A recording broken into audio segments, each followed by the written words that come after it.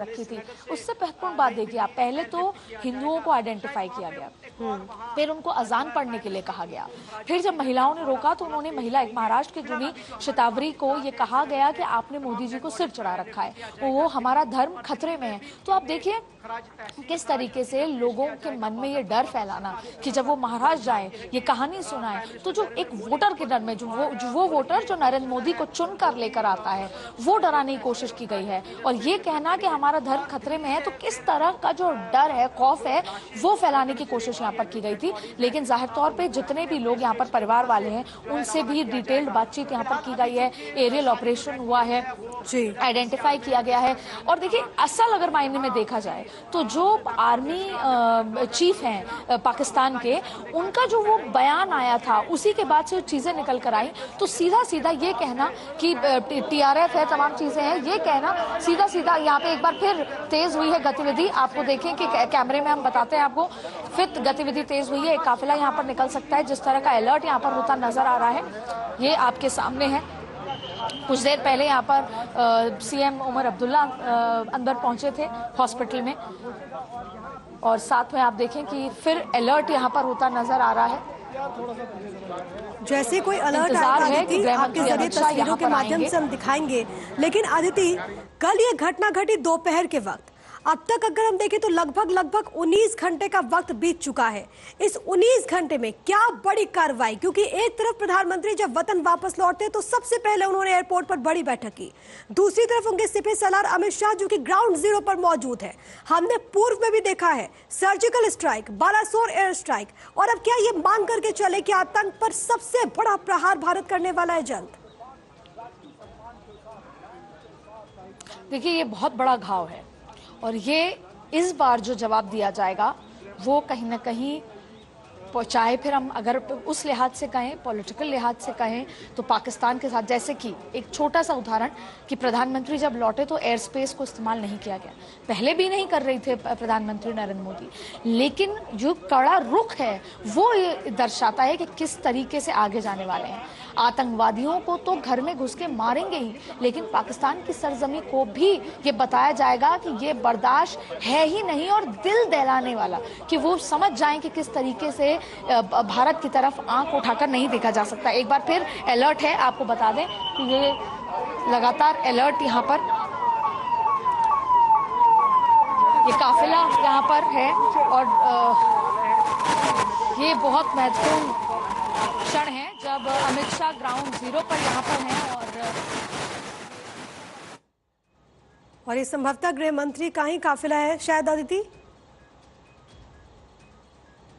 ये एक्सक्लूसिव तस्वीरें, भारत 24 एक्सक्लूसिवली आप तक ये तस्वीरें पहुंचा रहा है, क्योंकि मुख्यमंत्री ऑलरेडी वहां पर पहुंच चुके हैं, और ये जो तस्वीरें संभवतः ये गृह मंत्री अमित शाह के काफिले की है। हालांकि आदित्य बेहतर ढंग से बता पाएंगे, क्योंकि आदित्य ग्राउंड जीरो पर मौजूद है, पुलिस कंट्रोल रूम में इस वक्त सबकी मौजूदगी और बहुत अहम है, क्योंकि लगातार जो ऑपरेशन है वो जारी है। आदित्य, अमित शाह पहुंच गए क्या?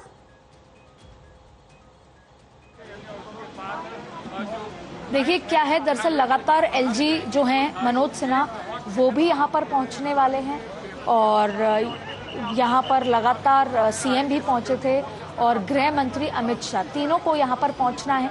लगातार काफिले का दौर यहाँ पर चल रहा है। और सर ये अमित शाह जी थे या एलजी थे? अमित शाह जी। और आपको अपडेट दे दें कि गृह मंत्री अमित शाह पहुंच चुके हैं। ये काफिला गृह मंत्री अमित शाह का ही था, और अमित शाह उस अस्पताल अब यहाँ पर जो पुलिस हेडक्वार्टर है वो यहाँ पर पहुंच चुके हैं, जहाँ पे बॉडीज है। ये काफिला जो आपके सामने है वो गृह मंत्री अमित शाह का काफिला है, और इससे पहले सीएम उमर अब्दुल्ला पहुंचे थे, और यहाँ पर जितने भी परिवार वाले हैं वो भी मौजूद हैं अपने परिजनों को लेने, बॉडीज को लेने यहाँ पर। और आपको बता दें कि ये पुलिस हेडक्वार्टर है, ये ठीक उस जगह है जहाँ पे लाल चौक है, लाल चौक के ठीक पीछे ये पुलिस हेडक्वार्टर बना हुआ है।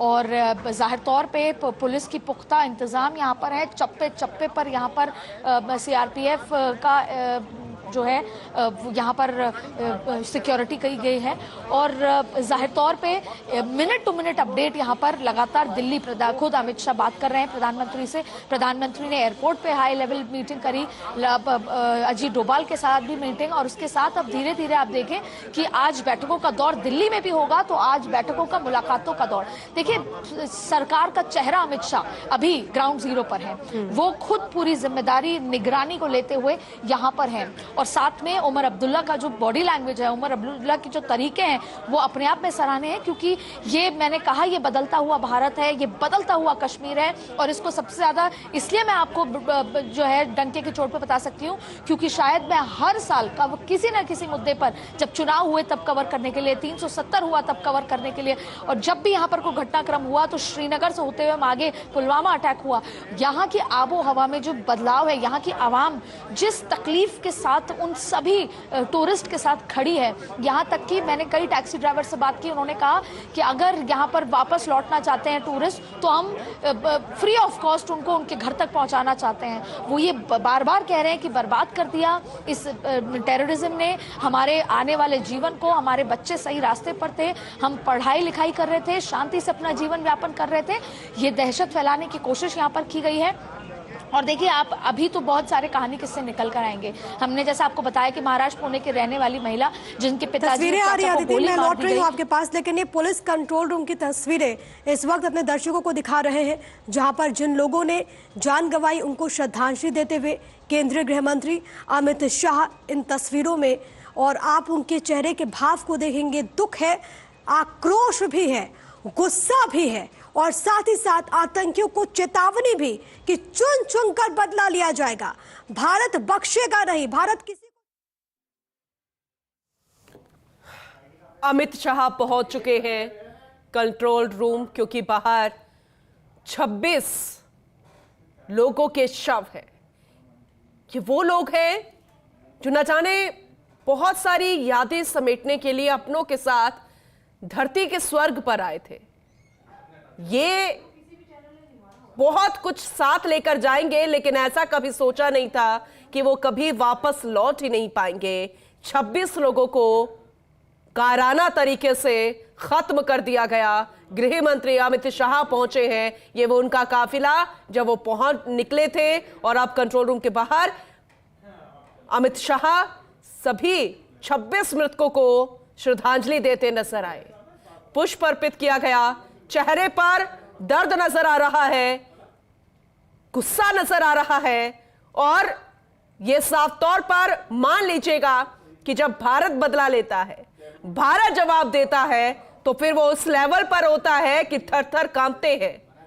वो कायर लोग जो गलती तो कर देते हैं लेकिन फिर छिप जाते हैं अपने बिल में, खुलकर सामने नहीं आते, जिम्मेदारी जरूर लेते हैं लेकिन उनके अंदर इतनी हिम्मत नहीं है, ज़हन में इतना कूदा नहीं है कि वो बाहर आ सके, सामने खड़े हो सके। लेकिन भारत खुला ऐलान कर चुका है। गृह मंत्री अमित शाह लगातार मौजूद है, जानकारी वो लेते नजर आए, हर उस इलाके में मॉनिटरिंग जारी है। प्रधानमंत्री नरेंद्र मोदी अपने दौरे से वापस लौट आए, फिर से कल ही सऊदी गए थे और वापस अपने दौरे को शॉर्ट करके देर रात पहुंच गए। लगातार हाई लेवल मीटिंग, प्रधानमंत्री नरेंद्र मोदी के गृह मंत्री अमित शाह को जरा देखिए, मृतकों को श्रद्धांजलि दी जा रही है, परिजनों को ढांढस बंधाया जा रहा है। सीधे मृतकों को श्रद्धांजलि देने के बाद वो उन परिजनों के पास पहुंचे, उन्हें संबल दिया, कहा कि आप चिंता मत कीजिए, अब ये जिम्मेदारी हमारी है।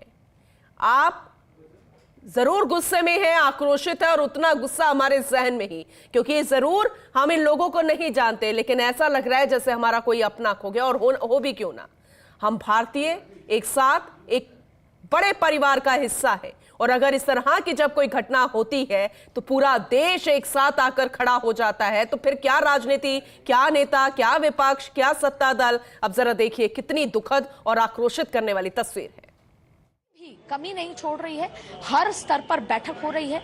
दिल्ली हो, प्रधानमंत्री का वापस लौट के आना देशवासियों को एक मैसेज देता है कि मैं कहीं पर भी हूं, मैं देश लौट के आ गया हूं। इंटेलिजेंस और किस तरह की गतिविधि तो ये भी थी कि वो कहीं श्रीनगर भी प्रधानमंत्री पहुंच सकते हैं। अब ये बताया जा रहा है कि सबसे पहले यहां से हेलीकॉप्टर के रास्ते से उस जगह जाया जाएगा पहलगाम, वहां से फिर अनंतनाग आया जाएगा जहां अस्पताल है। अस्पताल में घायलों से मुलाकात होगी, उनके परिवार से मुलाकात होगी, उनको हिम्मत दी जाएगी और उसके बाद उनको ये भी बोल के आएंगे अमित शाह। और आप देखिए कि यहाँ पर भी परिवार वालों को वो आंख में आंख डाल के बोल के आएंगे कि जो आपके आंसू है उसका कतरे कतरे का बदला लिया जाएगा। और दूसरी सबसे महत्वपूर्ण बात है, उसके बाद एक हाई लेवल मीटिंग होगी जब वो श्रीनगर वापस लौट के आएंगे, क्योंकि लगातार कुछ ना कुछ अपडेट्स, लगातार कुछ ना कुछ गतिविधियां, लगातार चीजें निकल कर आ ही रही हैं। उस पर बैठक होने के बाद जो अमित शाह हैं वो दिल्ली के लिए रवाना होंगे और दिल्ली जाते ही वो प्रधानमंत्री नरेंद्र मोदी से मुलाकात करेंगे। अब मैं आपको बता दूं कि देखिए अब तक कुछ और बड़ी चीजें जो निकल कर आई हैं वो एक बार फिर ढंग से समझ लेते हैं। ऑफ रिकॉर्ड है लेकिन आधिकारिक रूप से जो सूत्र होते हैं उनसे निकल कर आई है।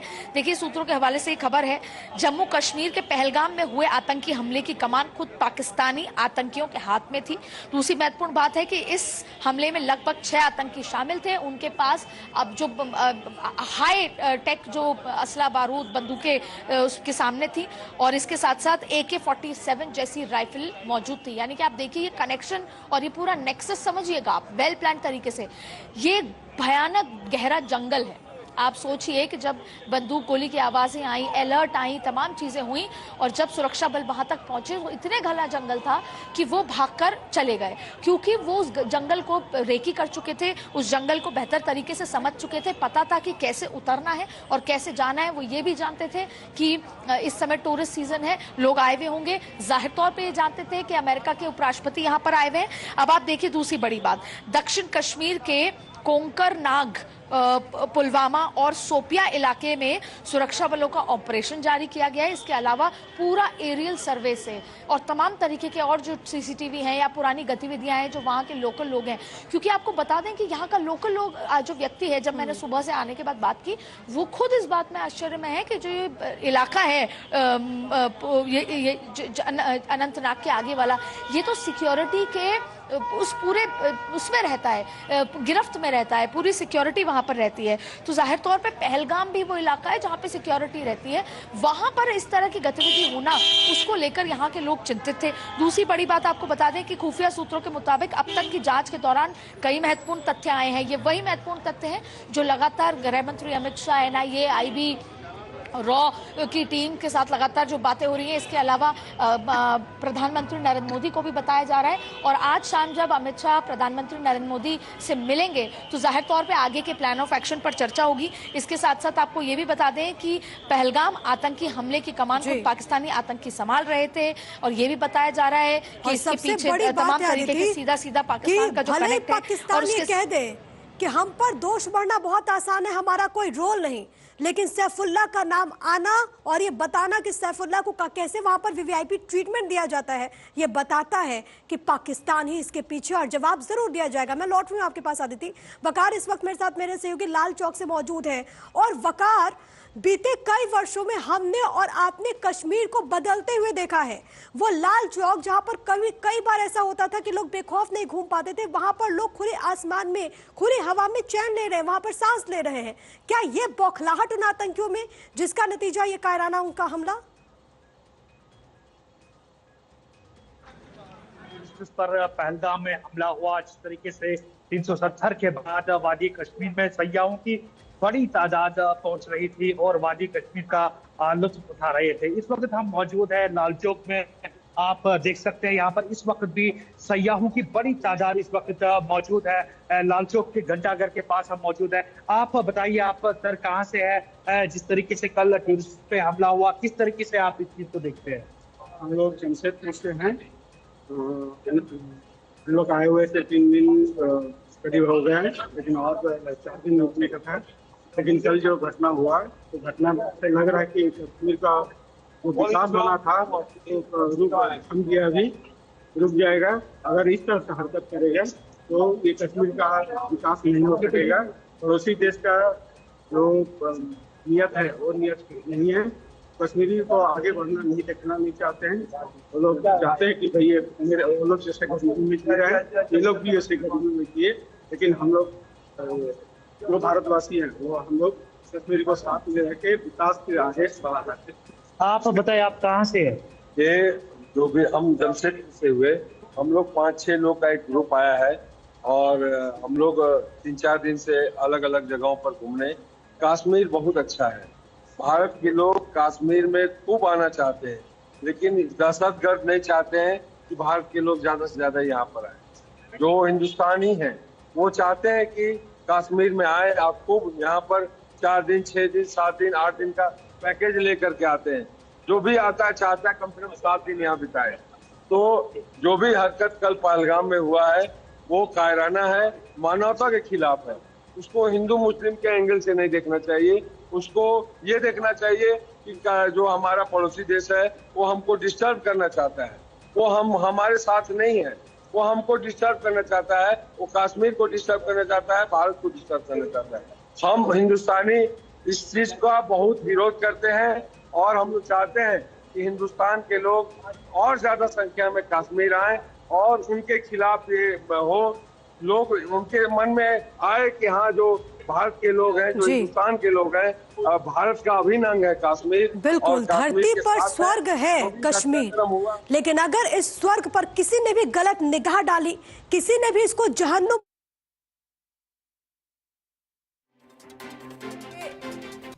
जन्नत को जहन्नुम बनाने की कोशिश की गई है, वो कोशिश नाकाम ही रहेगी।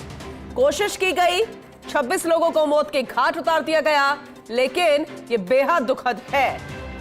बहुत से टूरिस्ट घूमने जाएंगे, इसे देखते हुए इस इलाकों की सुरक्षा को और ज्यादा बढ़ाई जाए। याचिका में भविष्य में ऐसी घटना ना हो, इसके लिए दिशा निर्देश जारी करने की बात की गई है। जम्मू कश्मीर पहलगाम आतंकी हमले का मामला अब सुप्रीम कोर्ट पहुंच चुका है। टूरिस्ट के सुरक्षा की मांग को लेकर सुप्रीम कोर्ट में जनहित याचिका दायर कर दी गई है। सुप्रीम कोर्ट के वकील विशाल तिवारी ने ये याचिका दायर की है। याचिका में कहा है कि अभी गर्मियों की छुट्टियां होने वाली है, बहुत सारे ऐसे छोटे बच्चे हैं, मासूम बच्चे हैं जो अपने माता पिता को कहेंगे, परिवार वालों को कहेंगे कि जम्मू कश्मीर उन्हें घूम के आना है, उन्हें बर्फीले पहाड़ देखने हैं, उन्हें श्रीनगर घूमना है, बहुत सारी ऐसी चीजें होंगी। तो फिर कैसे सुरक्षा होगी? क्या कोई घूमने नहीं आएगा? जो कोशिश यहाँ पर की गई है, क्या पर्यटक यहाँ पर नहीं आएंगे? ऐसा नहीं है, आएंगे, क्योंकि हम एक बार फिर से वो एक्शन लेने की तैयारी कर रहे हैं। लेकिन जो याचिका दायर हुई है सुप्रीम कोर्ट में वकील द्वारा, वो बेहद अहम है और ऐसे में भविष्य में ऐसी घटना ना हो, इसे लेकर दिशा निर्देश जारी करने की मांग की गई है। क्योंकि अगर रूल रेगुलेशंस होंगे, सुप्रीम कोर्ट के नियम होंगे,